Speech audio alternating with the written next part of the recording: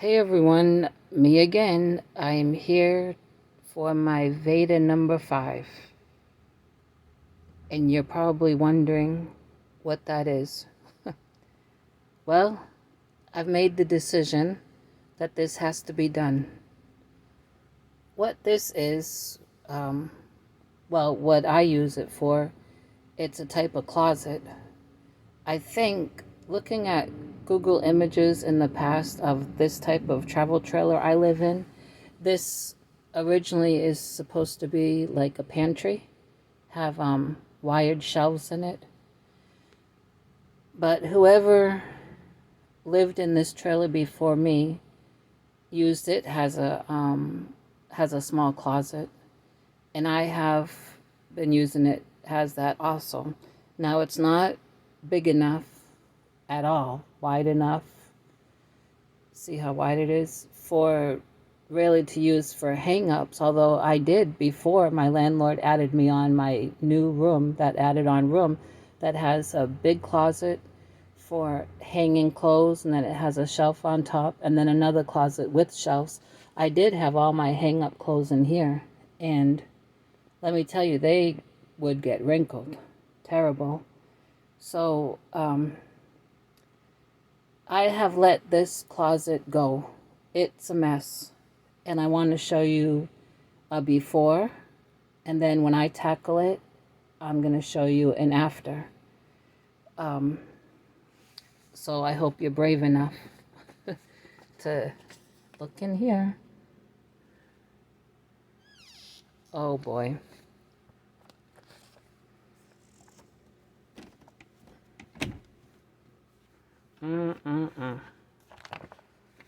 Now, I do have just 2 jackets hung up in here. One is a winter jacket that, I'll tell you, I've lived here in Texas 10 years and I've never worn this. This one here. But I don't want to get rid of it because it's really nice, and you never know if I'll move again someplace where I'll need it. And then the other one is a raincoat that, well, it's a, yeah, I use it as a raincoat, but it probably is considered like a windbreaker, that zips up and has a nice hood and 2 nice pockets. Those are the only 2 things I have hanging. That other thing hanging is a travel bag like you take on the airplane. And I had this pretty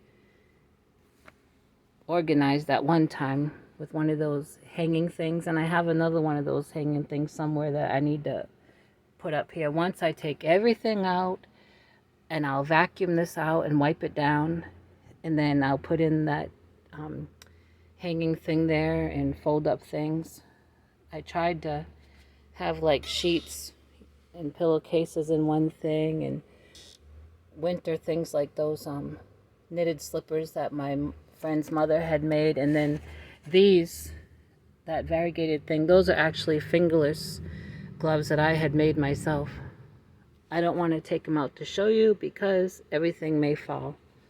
But this is the before, and I've made the decision I'm going to tackle it.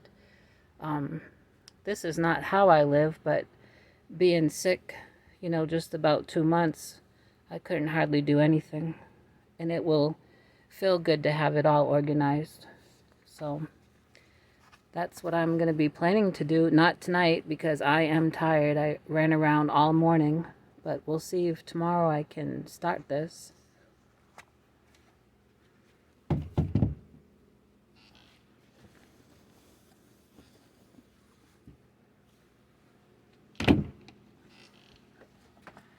And I thought I'd share a little devotional with you. So I've been reading in the book of Judges. If you've never read the book of Judges, go ahead and read it if you'd like to, or listen to it on your phone or however. But I was reading and came across this in Judges chapter 6 verse 12. Now this is about Gideon. The Israelites, the people of God, they were in captivity, and God was choosing to use a man named Gideon to lead them out. So Judges 6 and 12. And the angel of the Lord appeared unto him, talking about Gideon, and said unto him, The Lord is with thee, thou mighty man of valor. And if you continue reading down in verse 14, Gideon, he starts, saying things, feeling like he's too poor or he's too small or he's too weak. He's not up to the call that God was calling him for. And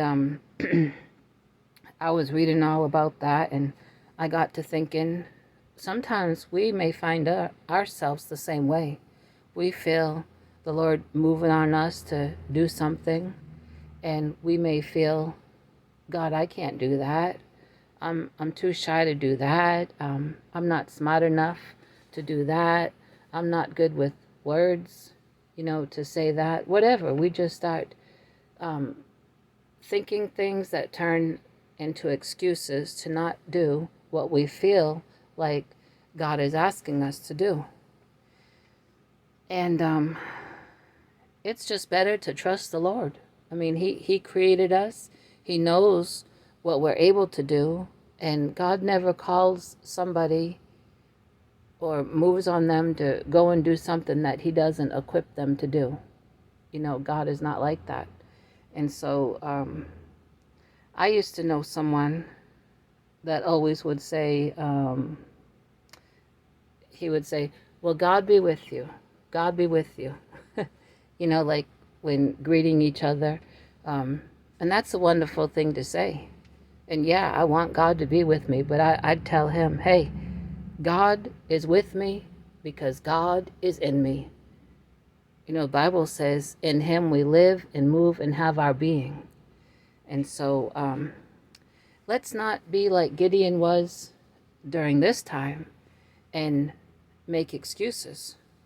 Let's just trust the Lord, obey God, and do what He's called us to do. So I hope that encourages you. And let's see what I can do with this closet, and I'll be sharing it with you. Thank you.